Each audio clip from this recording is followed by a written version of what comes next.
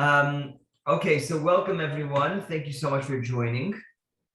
A lot of questions come our way in general because of the nature of the work that we're involved in. We're involved in very interesting, very, I would say very specialized. We're in a specialized field, and there are many questions that come up during the course of our work, of supervision, during the course of being a mashgichah and being involved in fertility. And we figured as an organization, it is a wonderful opportunity to take advantage of the technology that we have to come together and use this platform where people all over the United States are able to convene and discuss some of the things that we're involved in and the questions that come up, and educate ourselves, educate each other, and walk away with A, more knowledge, and B, more of an appreciation. I know everyone already has an appreciation, but at least I can speak for myself. The more I see Mashgichot and I hear the tremendous Mesiras Nefesh stories, everything that they do early in the morning, late at night, they're involved in the helping the couples.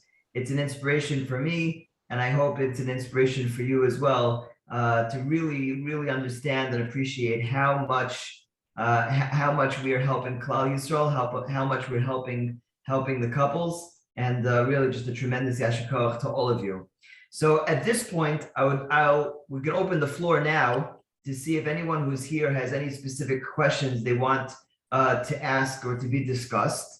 And if not, I have a list of a few items that people have frequently asked questions that we could cover as well. It won't take too long. It's recorded for those who are unable to join us. And hopefully throughout the year, we'll have a number of these short little meetings. I think it's nice to see each other. It's nice to talk. And I think it's a big benefit for everyone. So is there anyone who has any questions at this point that they'd like to begin today's question and answer session? It's not a question I have, but now we found out that a lot of the labs are going to request a COVID test before we go into the lab. So far, we only had one. Now I heard that this week, RMA is going to do the same thing.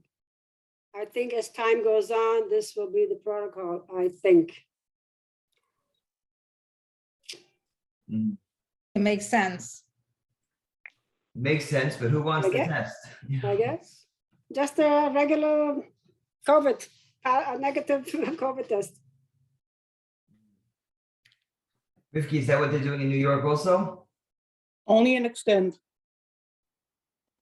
Only an extent so far. But believe me, I'm nervous about it because, first of all, it's a pain in the neck to constantly have people PCR'd. And second of all, I don't know with this vaccine, what's going to happen. Yeah. Well, the one lab that's been doing it for the last year or so has their own lab in their facility. So that's where I send the girls right there. And they don't charge us because it's for PUA. Now this new one, RMA, I have no clue yet as how they're gonna want us to do that. I just found out today that we had a couple that wanted to transfer their embryos from this particular lab in Southern California Reproductive Center to RMA, only for one reason, that the husband can be present in the room while they're doing the procedure, because in Southern California Reproductive, they don't allow. So he called me today, forget about it. As of this week, we no longer allow that. So any of the labs that I work around the country do not allow it. Only the patient itself can come. Never they're bringing sperm to freeze or whatever, one person. Okay. So, but this has been going on all year. Right, so they changed their mind. Anyhow, told me RMA is going to request anybody now to do a PCR. I will. This is Debbie. I've done 40 plus COVID tests to go into that Southern California Reproductive, and they're very accommodating. I just have to always schedule in advance and know that I need to have COVID test done 2 days before, but they Right. accommodate us and it's worked out fine. Right. Hashem. Wow, And I get 40 it. plus COVID tests. Oh, yes. Oh, yes. And they want it, if there's an IVF procedure, 3 times in that cycle. Right. Right. And during the course of a week, because if you go more than 4 days, you need to keep retesting. We only had that one place in Philadelphia in one of the hospitals. But other than that, they've been pretty cooperative. So I don't know. We'll see what the future brings. I guess so. So I that's what I just hung up from Dr. Lekovich 5 minutes ago about RMA. I mean, she works in RMA. You know, RMA New RMA York. is opening up in Brooklyn. So I have a new headache. You know that I need Mashgichot for Shabbos and Albee Square. Go figure that one out. So we're trying to figure out what to be able to do. But she didn't say a word about when they had their ribbon cutting. I couldn't go. I wasn't vaccinated. She was dying for me to come. She was trying to get me to head her, like they say. But now, next week, I'll go. Now, you know, if I come myself independently, then it's fine. So I don't know what they're going to come up. Who knows? We're going to do the best we can. That's all. right. But the PCRs are becoming a pain in the neck. Yeah. It's already all year and constantly. You know, 2 weeks go by very quickly. Yep. So, and you know, the lines now for the PCRs, they're a minimum of an hour. But it's you interesting. don't what get Melissa your said, that results. some labs have it. I wonder- What? And you don't get your results so fast either. No. It's at least like a day and a half. No, But- I tried one place and they said to me 5-7 days and it never came even. I tell you again, we can only do what we can do and hope for the Right. best. That's all. We Right. don't run the world and we don't run the PCRs and the vaccines and, Right. you know, we just try to do the best we can. And the Mashgichot are trying also to do the best they can. And hopefully we won't have any problems. Amen to that. That's all. All right, I'll start with one interesting question that someone Nobody asked. has questions. What about all those questions they're always asking me? No, Where are they? Where are they? someone asked me this past week, and this is actually interesting for Mashgichot. You'll see that you'll go to an IUI, and you'll be there. You'll be present at the insemination, and then perhaps you may see another couple or the same couple going for another IUI, a failed IUI, and then another. After how many IUIs is it appropriate to transition to IVF? You know, IUI is an interesting thing because there is a big. 1 minute, let me just interrupt you for a second. You do know that many insurances require that you do 3 IUIs. So Right. they're not all because they want to do it, but that's what they require It's a before good- they that's a pay very good for point. IVF. So that's That's a good point. one answer. That's a good point. So sometimes the insurance, right? The insurance will require a certain number of IUIs before they would cover IVF. Let's say that the insurance is not going to cover anything. Let's say insurance is not going to cover anything, or the insurance gives you the choice. So how many IUIs is appropriate? And then at what point is it the right decision for the couple to transition over to IVF? There's a very interesting controversy amongst the doctors themselves, whether or how effective is an IUI to begin with. There are a number of doctors who push IUI. That's what they've been doing for years. IUI has been around for many, many years. In fact, the poskim have been discussing for more than 150 years. Poskim have tshuvas about IUI, artificial insemination, because the technology is not so advanced. All it is a basic syringe and inseminating the woman, taking some of the sample and inseminating the woman. On that note, right, I used to have a balabas in my shul who was married for about 3 or 4 years, and he didn't have children. And he once met with me to discuss why he didn't have children. And he said that the reason why they didn't have children was not because there's an infertility issue per se, but they have intimacy dysfunction. She has an issue where she doesn't allow him to enter her. And She has vaginismus. whether it's vaginismus or vulvodynia, Most whatever of it them is, have vaginismus, yeah. whatever the precise diagnosis was, it's irrelevant.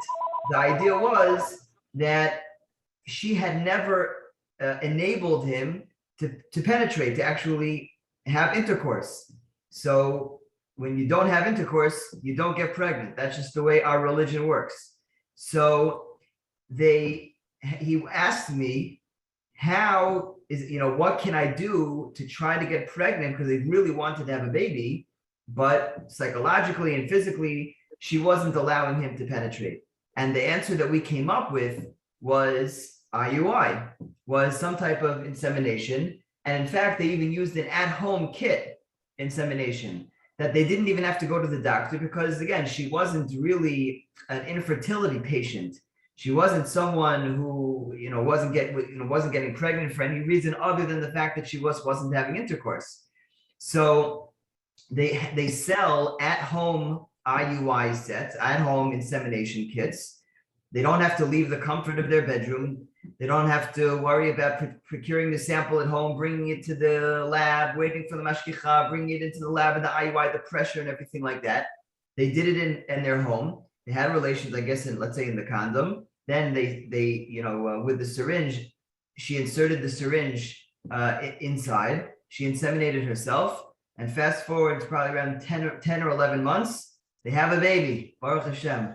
They have a baby from this at-home IUI kit. Now, usually these at-home IUI kits are only for these types of matters. And when for whatever reason they can't go to the lab, there are many, many advantages of going to the lab and having an IUI done in the lab. One of the advantages are that they, as you know, they take the sperm and they clean it and they produce it and they make it the best sample possible. They also give the woman drugs, medication to stimulate the ovaries so that there's a better chance of her getting pregnant, having good healthy eggs and ovulating. So the chances are better, in which case, obviously, we would know that we would have hashgacha at those 2 points of the IUI, the delivery of the sperm, as well as the insemination itself. But how many? So there's some doctors that say that IUI it's a wonderful thing, and you should try up to 6 IUIs. You should have 6 IUIs, and if after 6 IUIs you're still not excessive. That's excessive. It sounds excessive. That used to be the number 3 to 6, anywhere from 3 to 6. But doctors were pushing up to 6 IUIs. Nowadays, recent research has shown that there's actually little benefit, really a very small benefit that IUI has over medicated and timed intercourse. Sometimes if a couple doesn't want to do IUI, they'll take the same medication. They'll be monitored the same way as a fertility patient would be monitored. The doctors will tell them exactly when to be together, but they're not going to actually have the insemination. They'll have regular intercourse. And most doctors are actually of the opinion that is equal to, probably not better, but it's equal to IUI, in which case, why do the IUI? You could just have the timed intercourse, the same medication, and the monitoring. The exception. 1 minute, backtracking, you know that there were some women that do have anesthesia for IUIs. In that case. Yeah. Forget about the transfers for IVF, but for IUIs. Okay. Yeah. The exception is, by the way, if there is poor sperm quality, especially if the motility is low, meaning they're not such good swimmers.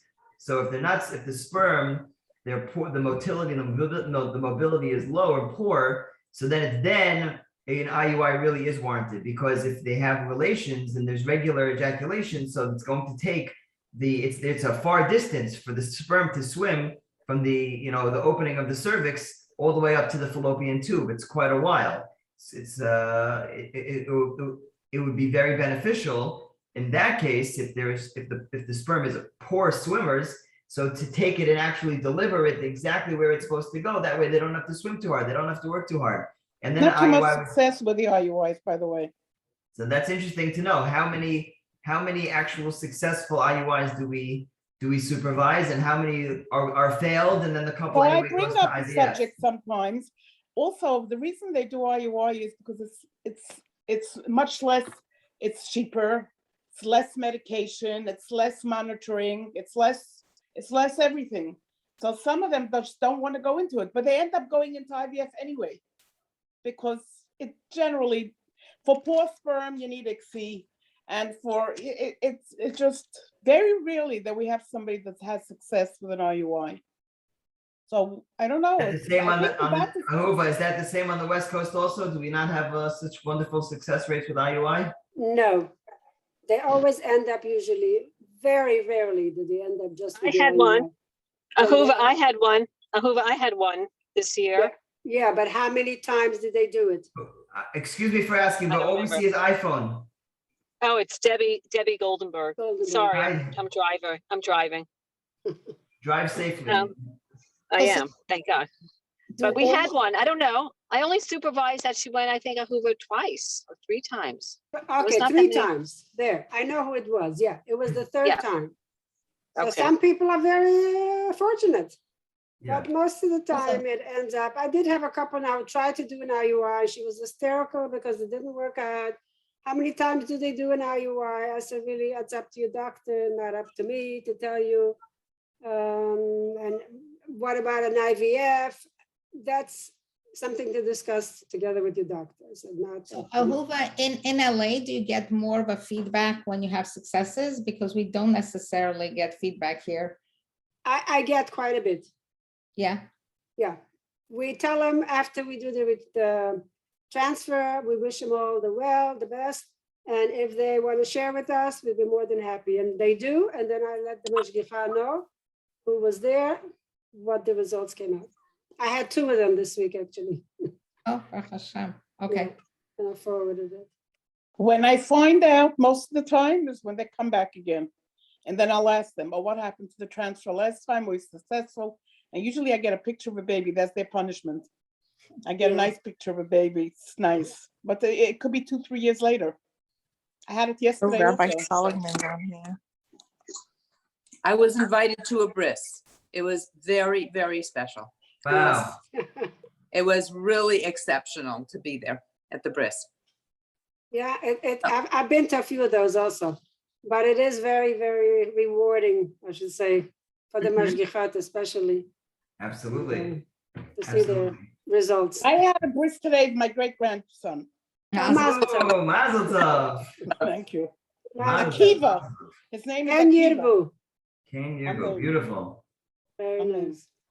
Anyway, so that was one question that I thought was interesting. The question about the IUI, and I guess sometimes if the couples, I guess if they ask you, what do we do after this one? I don't know in what capacity, but it's important to know that the general medical approach is anywhere between we definitely used to be anywhere between 3 to 6 IUIs.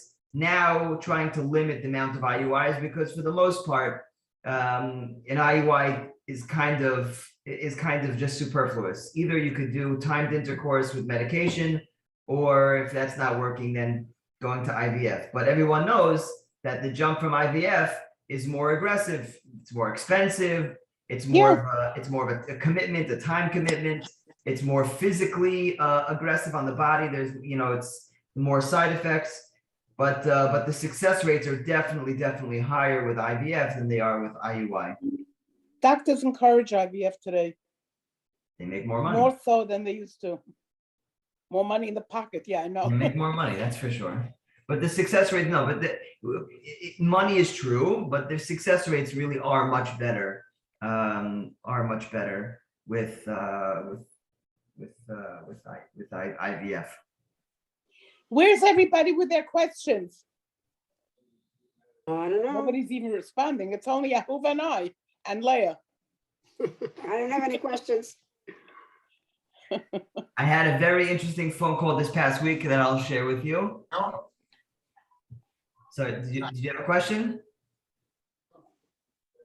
No. I had a very, very interesting phone call this past week.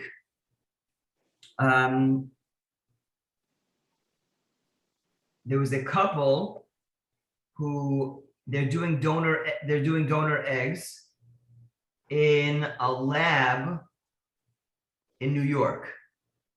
The lab informed them that they have a donor who is quote unquote Jewish. So they went to the lab, and this lab is very, very secretive. They're very, very concerned with anonymity, and everything is confidential, top secret. They sent a few of the records to the patient via email, but to see the pictures of the donor, they had to come in to the lab. They had to turn off their phones. They had to literally kind of be totally like stripped of any phone or camera or anything. They went into a room, they closed the door, they showed them pictures, and it says on the profile that the patient is Jewish, that the donor is Jewish, and they see a picture of what the donor looked like as a little girl, and she's sitting on the lap of a Haimisha looking guy with a beard and payas, and there's a few boys next to her who seemed like her brothers, who looked like Haimisha Chayder Yinglach, and so those were the pictures. Now she called asking whether she's allowed to assume that the donor is Jewish, because really the donor themselves, they're the ones who present as Jewish or not Jewish. So if I feel like I'm Jewish today, if I feel Jewish, I can go to I could be a donor and I could say, I'm Jewish. Why are you Jewish? Because I'm Jewish, because I remember I had a grandmother that bought me a dreidel. So I'm Jewish, right? So generally speaking, when a couple says that they're going to have a Jewish donor, they're looking for a Jewish donor, let's say they have a psak from their Rav, that they can only use an egg donor if the donor is Jewish. So very often we have a psak like that the couple can go ahead with it as long as they're going to use a Jewish egg. Here, we typically do not accept the testimony of the donor herself when she claims that she's Jewish, because who's to say that she's Jewish? In fact, I've had the unfortunate experience actually meeting with donors when in our office in Brooklyn, meeting with donors, going through her file, she gave me all the paperwork, and I was in consultation with other rabbanim, and we found out that her maternal grandmother was a Christian buried in Saint something's cemetery. And she was very upset about it. She was very upset. How could you tell me I'm not Jewish? I had a bat mitzvah, I this, I that. And I said, it's not that you're not Jewish, it's just that we lack certain, we are, in order for us to go ahead with it, we need certain paperwork, and we just don't have the necessary paperwork. So unfortunately, you're not the candidate, but I'm sure you're Jewish and you have a great life, and kol tov. I didn't want to offend her, but on paper, didn't seem like she was Jewish. So we generally don't accept the eidos of a donor that says that she's Jewish. We have to look into them. Now the Batei Din, whether it's the Beis Din of America or the Beis Din here in LA, Rabbi Union, they do a thorough search, and they have a whole system worked out how to check the genealogy and Maybe she thinks that she has a Jewish father. She's Jewish. They don't know. That could also be. They don't know. They think patrilineal descent. So anyway, but here you have this couple, and she sees a picture of the donor as a baby with a Haimisha family. Now, I asked the doctor, who's also a Jewish guy, I said, can you do me a favor? Can you get a ksuba from her parents? Can you get us some documentation that would affirm her Jewish status? But she unfortunately has disassociated herself with her family. She has disassociated herself with religion, and therefore she will not speak to her family at all. She doesn't affiliate with Judaism at all. This is what you have, and this is what you get. So the shaila is that sufficient to tell this couple that this donor is in fact Jewish, which would satisfy the psak that they got from their Rav to use a Jewish egg donor? Why, just the fact that she's on the lap of a grandfather with payers, is that enough? That's the question. How many non-Jews are sitting on Haimisha? It could have been her neighbor. How do we know? Let's hear what the Rabbi Mashgichot Prager have to still say. doing this? Is Rabbi Prager still doing this? I called Rabbi Prager and asked him what he thought about the Because Shaila. because he has quit and then he came back. I called Rabbi Prager. He said it's a good Shaila. He said it's a good Shaila. Call her David Cohen. So he doesn't do it anymore. I'm always Obviously worried quit. about those questions because we have a lot of egg donors here from Talia. But she gives me from A to Z information from Australia, from Rabbi Union, from here. I mean, you name it, everything.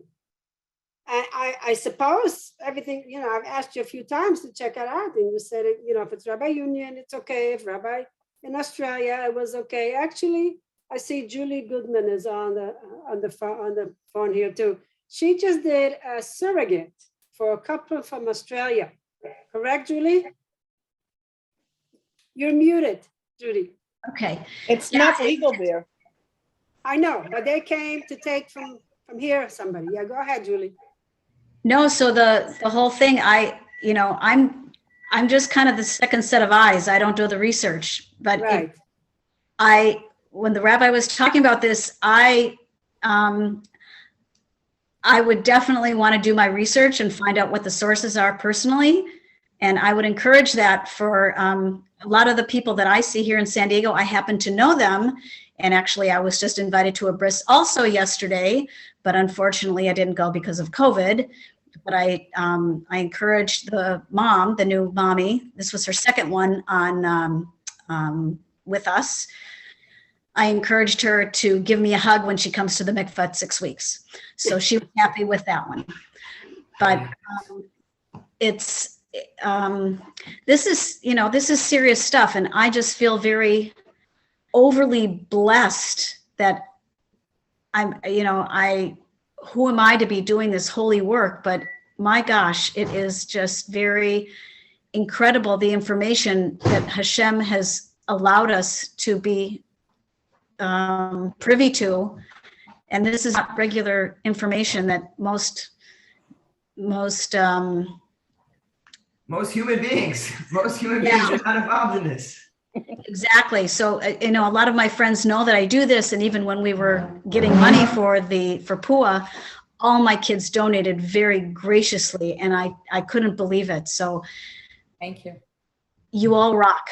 And it's just, and now it's also, my daughter has 2 friends who are struggling with this. And I so want to talk to them, but I don't know how or what. That's a very good question. I mean, you didn't ask the question, but you asked the question. That is a How- question, is how- yeah. when we have people that we know and love, and we've known them all of our lives, they've grown up with our kids, preschool, and now they're suffering. And I just want to educate, if nothing else. And I don't know how to be politically correct, or if I'm allowed to be politically correct. What I suggest in a time like this is to give them or give the mother just a paper with PUA's information. And if you need it, don't ask any questions. If you need help, here are people that can help you. That's it. Thank you. And that works because you're not asking anything. Yeah. You're not asking, you're just offering, and just you can give it to the mom and she'll give it to her daughter or her son, whatever it is. People are very private. These happen to be my daughter's friends who are 29 years old, and they've been married for several years already. So even your daughter can hand them a business card from PUA or just anything, and just write it on the paper, and if you need help, these are people that may be able to help you. And don't ask questions. And chances are they are doing what they're supposed to be doing. You just don't know it. Right. I have moms calling me and sisters, and they really want to help, but eventually when I speak to them, their children are doing what they're supposed to. They just don't share it with their family.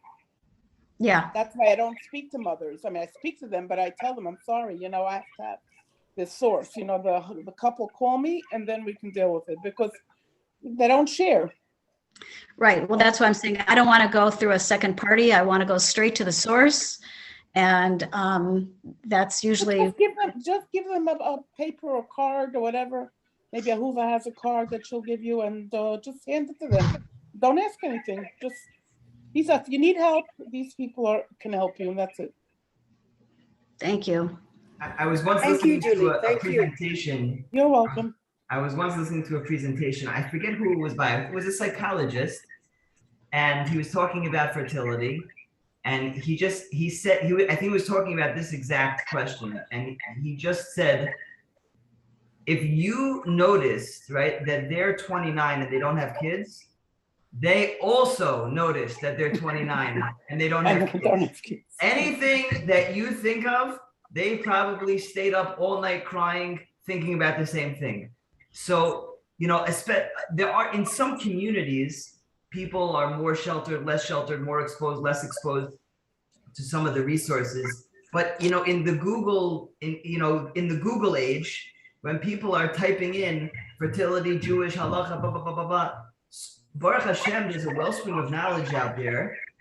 The chances are the resources that are out there, not that they know it, but that there's a good chance that they have some, you know, sense of direction. Sometimes they don't. And it's a very difficult balance, because sometimes people appreciate you coming and being blunt with them, and you know, I have something to help. I have something to offer. Parents once called.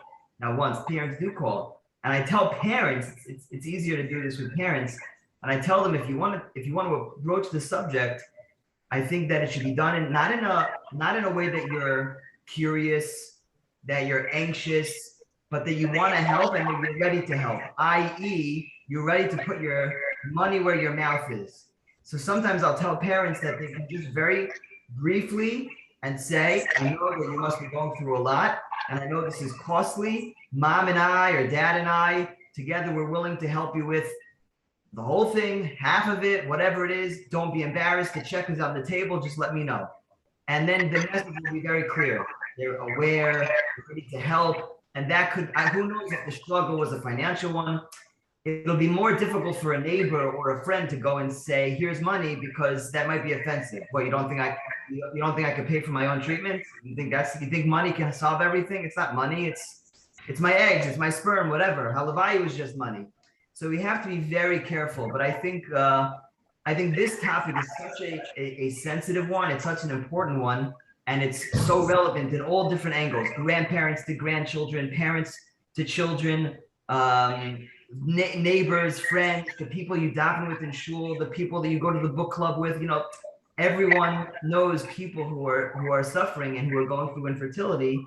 And the question is how to do it in the most sensitive manner, and to remember that the ones who are struggling know best that they're struggling, and you know, they're probably doing everything that they can to try to find help for themselves. That being I'll tell you said, what happened to me. My who is son an didn't have amazing children. resource. My son didn't have children for 4 years. And I never asked what's going on, but my father approached me and he asked me, do you think I should offer money? I said, definitely. And he did. He offered the money. He didn't ask anything. He just gave the money. They have 9 kids today, so it's fine, Baruch Hashem. But that's what my father did. He offered the money. Yeah. I just want to add one little piece, because Julie, if your daughter's friends, if somebody that you're close with, Yeah. besides just giving a piece of paper or a card, which is of course great, these are people you're close with. I always like to add the real feeling part, which is I think what Rivka is saying or Rabbi Sigel is saying, but since you're not a parent, you're not offering money, but it's honest. It's saying, hey, I'm part of this. I know these people, they're really good people, and you just bring the real part of it. It's like, because when you Google something, you don't know who they are, you know, but when it's real and this is legit, these are good people. These are people who are Elach, who are giving their all to help you. So just adding that element, or, you know, and depending on relationship you have, you know, you give a hug, of course, not to say COVID, whatever, your friend to friend, if they're really good friends, and not saying, my mom's been doing this for 10 years. This is a place that are Mesiras Nefesh and really work with you every step of the way. I know you're going through stuff, and again, not asking anything, but just adding that element of you're in good hands. You have really people who are going to bat for you. I think that's very helpful. And I think people need to ask permission first. Hey, do you mind if I tell you? Or I care about you. Can I tell you? Can I share something with you? It's part of my life. This is what I do every single week. It's something that's real. So I But kind some of of the people are very resentful. They take it, like, don't butt into my you business. ask I know what to permission do. first. And You ask a lot of permission people first. discuss it with their parents, whatever. You have to know who you're dealing with. For instance, I'll give you another example. Some people, when we mention to people that we're davening for them, can we have your names because we want to daven for you? It's the most special thing that you could ever be a part of. But some Right. people don't want to be your chesed project. It's Exactly. so it's some people it's beautiful, some people it's resentful. I think Absolutely. it's very important to know who you're talking to and to know that no answer that we could give over at this shir or this presentation, this Q&A, this talk that we're having together is the one size fits all answer for everyone. Absolutely. You got to trust your gut. That's what it is. And hopefully you have a good gut. What? Yeah. Got to hope that you have a good gut. Well, if you're in this for so long, you have it. Yeah. I think that it's really important also to, because I'm, I'd say that the majority of it looks like, not everybody, but the majority of us are a little bit older and wiser. And when I'm dealing with younger people, I just treat them like I'm the mommy. And I portray that to them. And they're just so grateful. And I keep thinking, Julie, just be quiet. You're talking too much. But then, they just say, thank you so much. And I mean, I've gone to the extent where I've taken people out and I've given them my number. They've been to my house and I've been in contact with many people. And it's our journey. It's everybody's, Klal Yisrael's journey. And I think that when we continue to have that kind of a feeling, every time you go to a bris or you hear somebody's pregnant, which I always hear, which is great, I'm thinking somebody's going to name their kid after me sometime. No, I'm kidding. One last thing I have to hop off, and everyone is encouraged to stay, but you have to have mincha now. But I think another thing maybe we could discuss in the future is more education, meaning the Mashgichot are involved with such amazing work. If the community would know what is going on under their noses, the women who are going to shul with them, who are going to kiddushes with them, the women who live next door are involved in such avodas hakodesh and are privy and have access to the doctors, to the poor knowledge that we have here. If the community was aware, the Rabbanim were aware that the Rebbitzins, you're the mikveh attendant. So the mikveh, if there were people who knew more about what we did, then we'll be able to spread the word. And then in that way, hopefully be able to touch many more people. Something to think about. I definitely think that the Mashgichot are, a real asset to our organization, a real asset to Klal Yisrael, not just the work that they do in the lab, but they could be really helpful even outside of the labs as well. All right. To all the Mashgichot. I have to hop off now, but by all means, everyone is invited to stay on and schmooze. And I wish you all the best. So much. Till Thank next you, time. everyone. Thank you.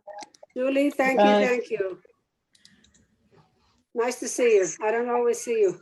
I know. It's nice to see people's faces. It's We pick people and we work with them for so many years. We don't know what they look like even. I know. Isn't that crazy? Leslie, how you doing? Okay? Baruch Hashem. Good. Okay. So I just had an experience. I'll just tell you all very quickly. I was talking to a cousin of mine, not religious at all. She's telling me that she's going to visit her daughter in Washington, D.C. So I said, oh, how's she doing? So she's actually, she's got a boyfriend and it's serious. I said, amazing. I said, tell me, how old is she? So she's 29 years old. I said to her, have you ever talked to your daughter about freezing her eggs? So she said to me, actually, that's why I'm going. I said to her, and it was Hashgacha Pratis that I spoke to her that day. She's leaving the next day.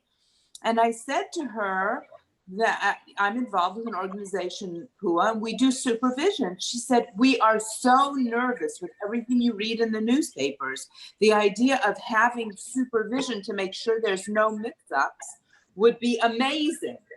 So I told her about Pua. I told her daughter to get in touch with, I don't know who works in the DC area. I told her to look it up. If she had any problems, she should call me back. But it's not just in the frum communities, it's other people as well, because they're just worried about mix-ups today. When you hear about what happened to the labs, what happened to the lab that I work in. And I had a couple afterwards, and they said to me that they were nervous. I said, you don't have to be nervous, because Pua is here for you. That could never happen with Pua, because Pua always has eyes on your eggs, your sperm, your embryo. Eyes are always on it, and I always pull out, which I find they find extremely interesting. When I pull out the tubes, and I pull out the red tape, and I pull out the blue tape, and I explain while I'm sitting with them before they go in exactly what they do. They find, what we do. They find it extremely interesting and very calming. God. So it was an interesting conversation with this cousin of mine who I don't know what made me even ask her at the time, but it just was on the mind, I guess. Okay, sounds good. Okay, any other questions, topics, anything? Me- Okay, Everybody's so quiet now. what? Everybody's so quiet all of a sudden. Yeah. Where are all the questions they're always asking? No, not only questions. I think people wanted to meet each other or see each other. Yeah, there are a few people who are not on. Actually, I see Renee there. Hi, Renee, it's Ahuva. Hey, Hoover. Yeah, I have hope a you're bad, feeling better. I'm a little sick. So I know. You let me know tonight, because we're gonna have to cancel your thing I'll let tomorrow. you know. Yeah, I'll let you Okay. know. Okay. Okay. Okay. Thanks, Very good. everyone. Anybody else? Hi, Sarah. I see you.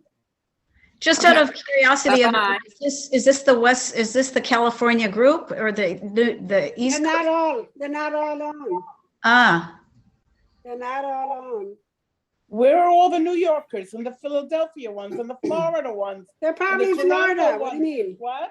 They're probably in Florida. I don't know. People, you know what? People told me they had different things, and Yes, you since can't they know always we be send out a everywhere. recording, they said, "Okay, great. I'll watch the recording." Yeah. That's what ends up happening. Okay, maybe next month we'll see more people. Okay, bye-bye. Yasha Renee, nice to see you. Thank Renee. you. oh, yeah. Okay. Bye, Bye, everybody. everyone. Thank you. Nice Thank to you putting again. it together. Stay well. Nice all to of see you all and meet you all. Okay. Yeah, Bye-bye. Take Yasha, care. Hi, Bracha. Bye. Bye. Bye. All right, onward on.